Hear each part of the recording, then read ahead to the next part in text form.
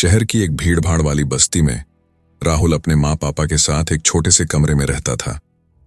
उसके पिता सड़कों के किनारे ठेला लगाकर सब्जियां बेचते थे और माँ घरों में झाड़ू पोंछा करती थीं। राहुल बचपन से ही विकलांग था। उसके दोनों पैर सही से काम नहीं करते थे। वह बैसाखी के सहारे चलता था। हर दिन उसके लिए एक जंग की तरह था।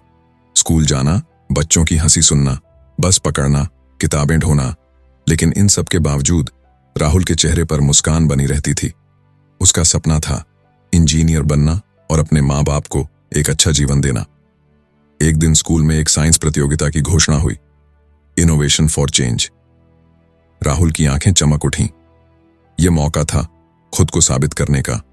उसने सोचा कि वह एक ऐसी व्हील चेयर डिजाइन करेगा जो बैटरी से चले और आसानी से संकरी गलियों में घूम सके।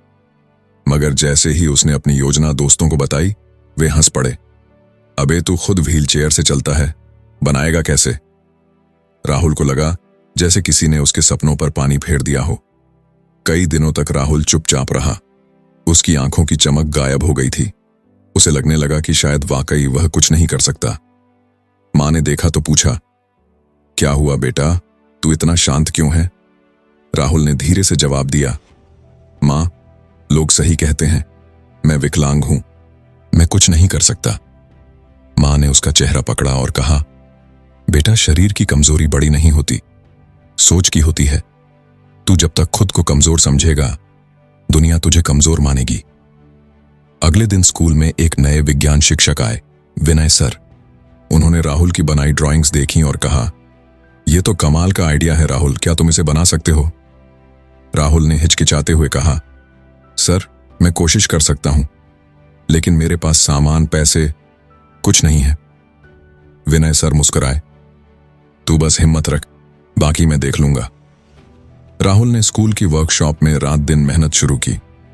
उसके हाथ कांपते थे, स्क्रू गिर जाते थे, कभी करंट लगता तो कभी बैटरी फट जाती, मगर वह रुका नहीं।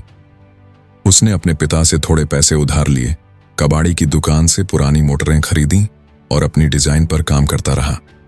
जब बाकी बच्चे खेल रहे होते, राहुल वर्कशॉप में पसीना बहा रहा होता।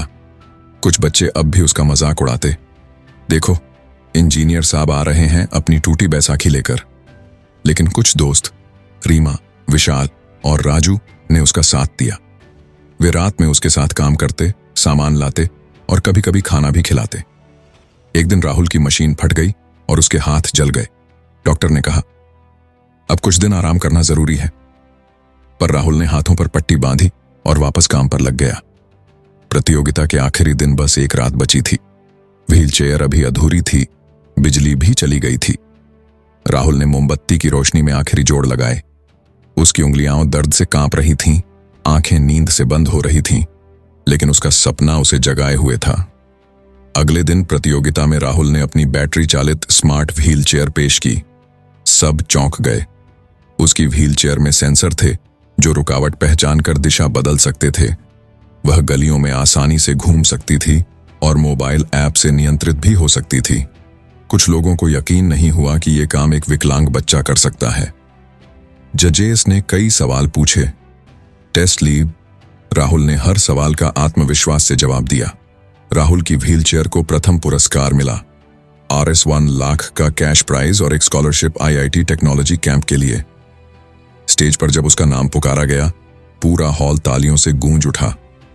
सबकी आंखों में आश्चर्य था और चेहरे पर गर्व। विनय सर की आंखों में आंसू थे। पिता दूर से देख रहे थे, आंखें नम थीं और मां के हाथ दुआ में उठे थे। राहुल अब केवल एक प्रतियोगिता का विजेता नहीं था, वह बस्ती के हर बच्चे के लिए प्रेरणा बन गया था। वह IIT के कैंप में गया, जहां उसकी मुलाकात देश के बड़े वैज्ञानिकों से हुई। कुछ सालों में वह एक सफल इंजीनियर बन गया और अपनी कंपनी शुरू की, राहुल मोबिलिटी सॉल्यूशंस, जो विकलांगों के लिए सस्ती और स्मार्ट व्हीलचेयर बनाती है। अब वह अपने जैसे हजारों लोगों की जिंदगी आसान बना रहा था। दोस्तों, हार तब नहीं होती जब आप गिरते हैं, हार तब होती है जब आप उठने से इनकार कर देते हैं। राहुल की कहानी हमें सिखाती है कि शारीरिक कमी कभी भी इंसान के सपनों को नहीं रोक सकती। अगर इरादे मजबूत हों और साथ हो सच्ची मेहनत का, तो कोई भी लड़का, चाहे वो किसी ठेले वाले का बेटा ही क्यों ना हो, आसमान छू सकता है।